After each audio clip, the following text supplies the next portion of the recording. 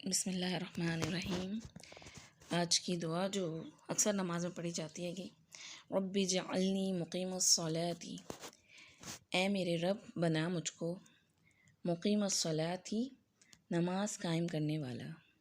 سب سے پہلے یاد رکھیں نماز پڑھی نہیں جاتی بلکہ قائم کی جاتی ہے۔ قرآن مجید میں بار بار کیا ہے؟ اقیم الصلاۃ، نماز کو قائم کرو، اور ہمیشہ قائم رکھنے والے، یعنی کہ مردوں کے لیے تو باجماعت نماز ادا کرنے والے۔ اور الصلاۃ کا لفظ جو ہے نا وہ وصل سے ہے۔ وصل کا مطلب ہوتا ہے جوڑنا، اللہ تعالیٰ سے جڑنا، کنیکشن قائم ہونا، ایک بانڈنگ کا فیل ہونا نماز میں، یہ بہت ضروری ہے گا۔ اور دیکھیں ابراہیم علیہ السلام نے کعبہ بنایا ہے گا اور اللہ کا گھر بنائے گا، تو اب اس کے بعد دعائیں کر رہے ہیں، تو ان میں سے یہی دعا یہ بھی آتی ہے کہ کعبہ میں تو دیکھیں حج تو صرف سال میں ایک بار ہی ہوتا ہے، تو اصل چیز کیا ہے گا کہ اللہ کے گھر میں نماز کے ذریعے سے اللہ سے تعلق ڈیلی لائف میں جڑے گا۔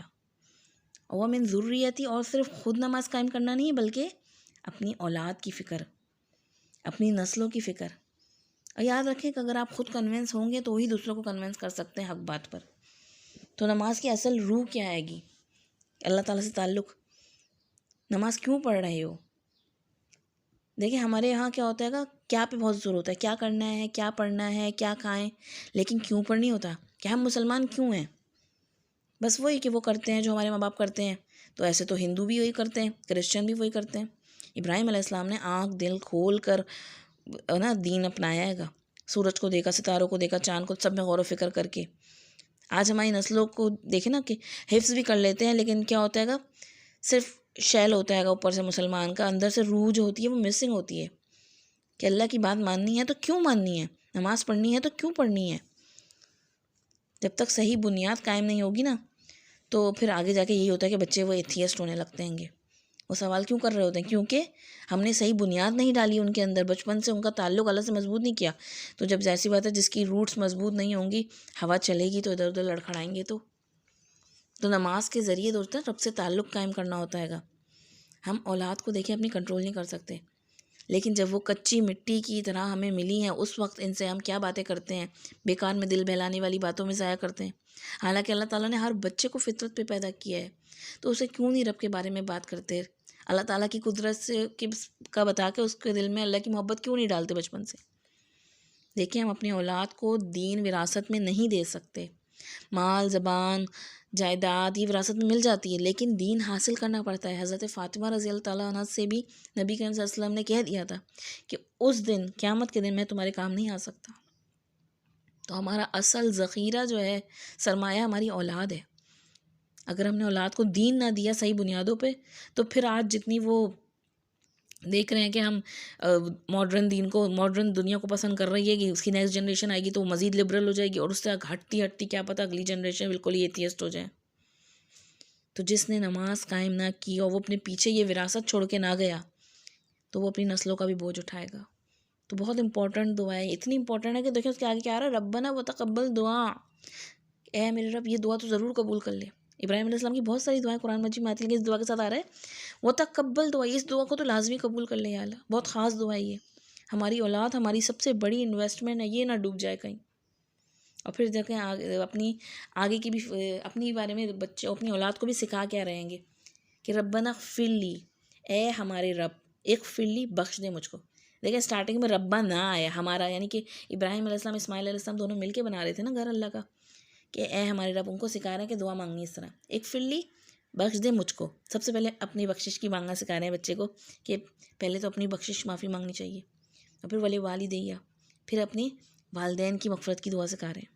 اور ویسے ابراہیم علیہ السلام کے بارے میں آتا ہے کہ جب ابراہیم علیہ السلام کو کنفرم ہو گیا کہ ان کے والدین جہنم میں، تو پھر انہوں نے والدین کے لیے دعا کرنا چھوڑ دی تھی، لیکن یہ اللہ تعالیٰ کی بڑی رحمت تھی کہ اللہ تعالیٰ نے بالکل آخری عمر میں ان کو بتایا، اور وہ شروع سے نہ بتایا ان کو، بلکہ والدین کے لیے وہ ساری عمر دعا کرتے رہے، اور یہ ہمارے لیے ایک سنت چھوڑ کے گئے ہیں۔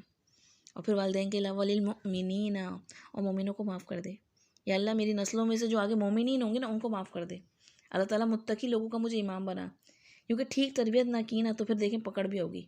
وللمؤمنین یوم یقوم الحساب، جس دن حساب قائم ہوگا، کیونکہ دیکھیں جواب دینا پڑے گا، کیا ان کے لیے اپنی نسلوں کے بارے میں بھی اگر ہم اپنی نسلوں کی صحیح سے پرورش تربیت کر کے جا رہے ہیں، اس کے بعد اگر خدا نخواستہ ان کے آگے جا کر کوئی ایسا فاسق فاجر پیدا ہوتا ہے اس میں، تو اس کا ذمہ ہمیں نہیں ہوگا. لیکن اگر ہم نے ہی کوتاہی کری ہے گی تو پھر ہم نسلوں کا بوجھ اٹھائیں گے، ہمیں جواب دینا ہوگا. اس لیے کہہ رہے ہیں کہ وَلِلْمُؤْمِنِينَ یوم یقوم الحساب، مومنوں کو معاف کر دے قیامت کے دن، حساب کے دن. کیونکہ ابراہیم علیہ السلام کی اور اگلے جتنے بھی پیغمبر آتے ہیں، انبیاء آتے ہیں، وہ سب ابراہیم علیہ السلام کی نسل ہی میں آئے ہیں گے.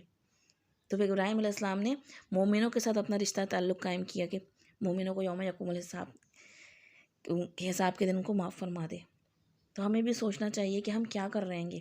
بچوں کی تربیت کے حوالے سے ابراہیم علیہ السلام کی آپ دیکھیں بہترین نمونہ ہے گا. حالانکہ دیکھیں ابراہیم علیہ السلام کا کیا بچوں کو یہ نہیں کہ ہم سب کچھ دیں گے تو اچھی تربیت کر رہے ہیں، ان کو خوب مال دیں گے، خوب کھانا دیں گے. ابراہیم علیہ السلام تو ان کو صحرا میں چھوڑ کے چلے گئے تھے، تنہا بالکل، اپنے رب کے حوالے کر کے. تو اصل چیز کیا، بچوں کے ساتھ جو ہم ٹائم اسپینڈ کرتے ہیں نا، وہ بھلے کم ہو ٹائم، لیکن وہ کوالٹی وائز ہونا چاہیے کہ ہم اس ٹائم کو کس طرح یوٹیلائز کرتے ہیں، اسپینڈ کرتے ہیں ان کے دلوں میں کس طرح اللہ کی، اس کے رسول کی محبت اور اس کے دین سے تعلق مضبوط کرتے ہیں، قرآن سے تعلق مضبوط کرتے ہیں گے. کیونکہ ان کو باہر کی دنیا سے تو بہت ساری انفارمیشن مل رہی ہے گی جو کہ ان کے لیے، ان کے دین ایمان کے لیے بہت شدید نقصان دہ بھی ہو سکتی ہے گی. آپ خود سوچیں نا، ہمارا دین ہمیں کس بنیاد پہ کھڑا کرتا ہے گا کہ ہمارا خالق مالک رب ہے گا اور اس نے ہمارے سب سے پہلے ہمارے آدم علیہ السلام کو پیدا کیا. لیکن اگر آپ نے بچے کے اندر کچھ ڈالا ہی نہیں اور وہ جا کر اپنے اسکول میں ڈاروزن تھیوری اور ایولیوشن وغیرہ پڑھ رہا ہے گا، تو پھر وہ آگے جا کے کیا سے کیا ہو جائے کچھ آپ کو پتہ ہے. تو مین چیز یہ ہے کہ ہمیں اپنی اولاد کی فکر کرنی ہے گی. یہ ہمارا بیسک سرمایہ آئے گا اور اس پہ ہماری پوری نسل نے چلنا ہے آگے. اگر آج ہم نے کوتاہی کری تو کیا پتہ، ظاہر سی بات ہے بچے دین کو بالکل ہی فری ہینڈ لیں گے، کوئی اس کو ویلیو نہیں دیں گے، تو ان کے آگے آنے والی نسل کو وہ کیا ٹرانسفر کریں گے. اسی طریقے سے تو ہوتا ہے کہ دین مٹ جاتا ہے گا. تو اصل چیز یہ ہے کہ اپنی نماز قائم کرنے والے ہوں گے، اپنا رشتہ، اپنا تعلق رب سے مضبوط رکھیں گے، تو ان شاء اللہ تعالیٰ یہ چیز ہم اپنے بچوں میں بھی ٹرانسفر کر سکیں گے.